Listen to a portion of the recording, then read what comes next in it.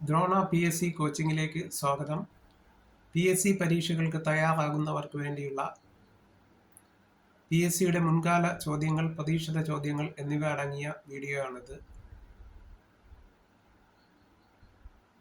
മുൻ വീഡിയോകൾ കണ്ടു പ്രോത്സാഹിപ്പിച്ച എല്ലാവർക്കും നന്ദി അറിയിക്കുന്നു. PSC പരീക്ഷകൾക്ക് തയ്യാറാകുന്നവർക്ക് ഏറ്റവും പ്രധാനപ്പെട്ട ചോദ്യോത്തരങ്ങളാണ് ഇതിൽ ഉൾപ്പെടുത്തിയിരിക്കുന്നത്. ജനറൽ നോളജ് വിഭാഗത്തിൽപ്പെട്ട ചോദ്യോത്തരങ്ങളാണ് ഇതിൽ ഉൾപ്പെടുത്തിയിരിക്കുന്നത്. ചോദ്യങ്ങളിലേക്ക് കടക്കുന്നു. സാർക്ക് എന്ന ആശയം ആദ്യമായി മുന്നോട്ട് വെച്ചത് ആരായിരുന്നു? സാർക്ക് എന്ന ആശയം ആദ്യമായി മുന്നോട്ട് വെച്ചത് ആരായിരുന്നു?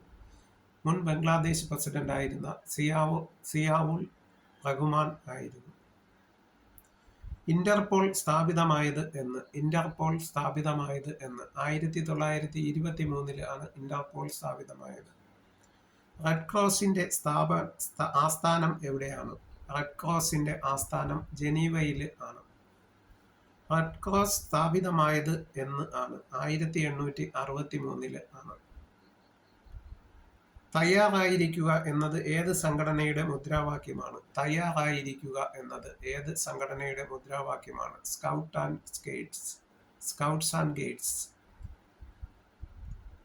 ആംനസ്റ്റി ഇന്റർനാഷണൽ സ്ഥാപിതമായത് എന്ന് 1961 മെയ് 28-നാണ്. 1961 മെയ് 28-നാണ് ആംനസ്റ്റി ഇന്റർനാഷണൽ സ്ഥാപിതമായത്. ഏത് വർഷമാണ് UNO ഹ്യൂമൻ റൈറ്റ്സ് റെസല്യൂഷൻ ദത്തെടുത്തത്? 1947. വിമാന അപകടത്തിൽ മരിച്ച ഐക്യരാഷ്ട്രസഭ സെക്രട്ടറി ജനറൽ. വിമാന അപകടത്തിൽ മരിച്ച ഐക്യരാഷ്ട്രസഭ സെക്രട്ടറി ജനറൽ ഡാഗ്വ ഹമ്മർഷോൾഡ് ആണ്. ഡാഗ്വ ഹമ്മർഷോൾഡ്. ലോക കോടതി സ്ഥാപിതമായ വർഷം. ലോക കോടതി സ്ഥാപിതമായ വർഷം 1947-ലാണ് ലോക കോടതി സ്ഥാപിതമായത്. ഐക്യരാഷ്ട്രസഭയിൽ ഇപ്പോൾ പ്രസക്തിയില്ലാത്ത ഘടകം ഏത്? ഐക്യരാഷ്ട്രസഭയിൽ ഇപ്പോൾ പ്രസക്തിയില്ലാത്ത ഘടകം ഏത്? ട്രസ്റ്റിഷിപ്പ് കൗൺസിൽ ആണ്. Trusteeship council.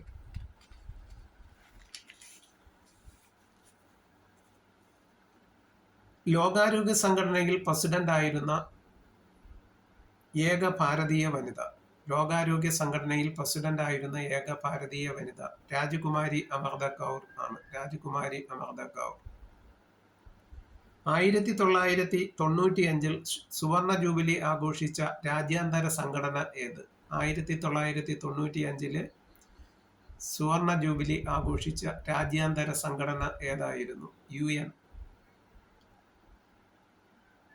ഏത് UN ഘടകമാണ് ജവഹർലാൽ നെഹ്റുവിന്റെ പേരിൽ അവാർഡ് ഏർപ്പെടുത്തിയിട്ടുള്ളത്? ഏത് UN ഘടകമാണ് ജവഹർലാൽ നെഹ്റുവിന്റെ പേരിൽ അവാർഡ് ഏർപ്പെടുത്തിയത്? യുനെസ്കോ. 1965 സമാധാനത്തിനുള്ള നോബൽ സമ്മാനം ലഭിച്ച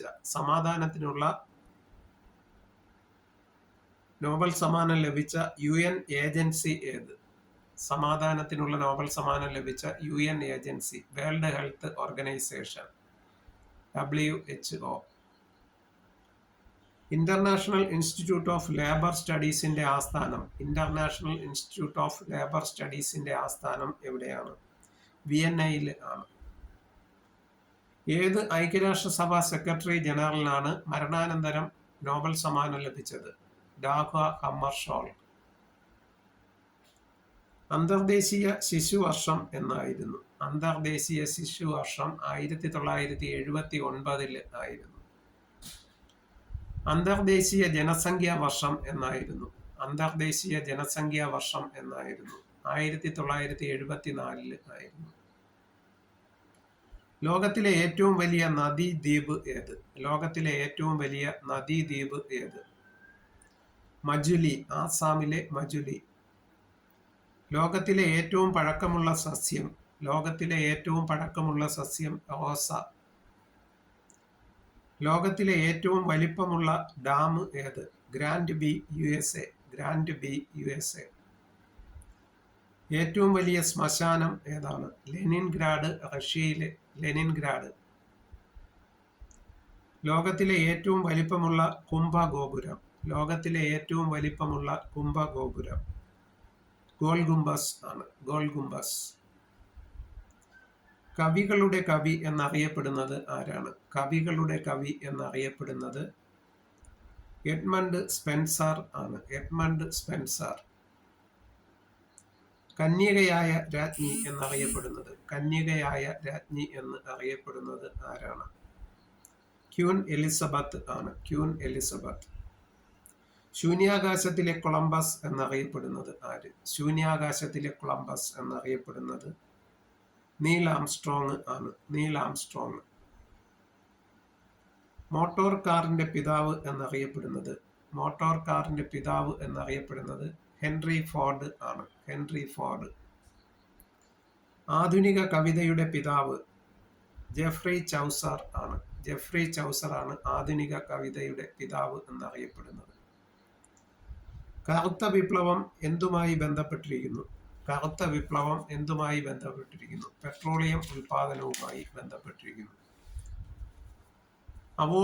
അവോണിന്റെ ഗായകൻ എന്നറിയപ്പെടുന്നത് ആര്? അവോണിന്റെ ഗായകൻ എന്നറിയപ്പെടുന്നത് ഷേക്സ്പിയർ ആണ്.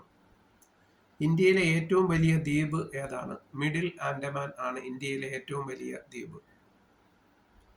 ഇന്ത്യയിലെ ഏറ്റവും വലിയ തുരങ്കം ഏതാണ്? ജവഹർ തുരങ്കം. ജമ്മു കാശ്മീരിലെ ജവഹർ തുരങ്കം. ഇന്ത്യയിലെ ഏറ്റവും നീളം കൂടിയ പാലം ഏതാണ്? മഹാത്മാഗാന്ധി സേതു പാലം. ലോകസഭയിൽ ഇംപീച്ച്മെന്റ് നടപടി നേരിട്ട ആദ്യ ജഡ്ജി ആരാണ്?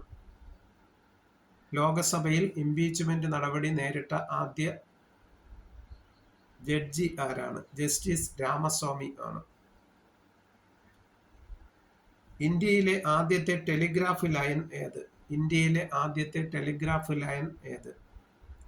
Diamond harbour, Kolkata. Diamond harbour, Kolkata. ആദ്യമായി അന്റാർട്ടിക്കയിൽ കാലുകുത്തിയ ഭാരതീയൻ രാം ചരൺ ആണ്. ആദ്യമായി അന്റാർട്ടിക്കയിൽ കാലുകുത്തിയ ഭാരതീയൻ. ഗാന്ധി സമാധാന സമ്മാനം നേടിയ ആദ്യ സ്ഥാപനം ഏതാണ്? രാമകൃഷ്ണ മിഷൻ ആണ്. രാമകൃഷ്ണ മിഷൻ. ഉർവശി അവാർഡ് നേടിയ ആദ്യ വനിത. ഉർവശി അവാർഡ് നേടിയ ആദ്യ വനിത ആര്? നർഗീസ് ദത്ത് ആണ്. ഇന്ത്യൻ ശിശുരോഗത്തിന്റെ പിതാവ് എന്നറിയപ്പെടുന്നത്, ഇന്ത്യൻ ശിശുരോഗത്തിന്റെ പിതാവ് എന്നറിയപ്പെടുന്നത് ഡോക്ടർ ജോർജ് കൊയ്ഹോ ആണ്. ജോർജ് കൊയ്ഹോ. ഡോക്ടർ ജോർജ് കൊയ്ഹോ ആണ്. ഈ വീഡിയോ ആദ്യമായി കാണുന്നവർ ലൈക്ക് ചെയ്യുകയും സബ്സ്ക്രൈബ് ചെയ്യുകയും ഷെയർ ചെയ്യുകയും ചെയ്ത് പ്രോത്സാഹിപ്പിക്കണമെന്ന് അഭ്യർത്ഥിച്ചുകൊണ്ട് നിർത്തുന്നു.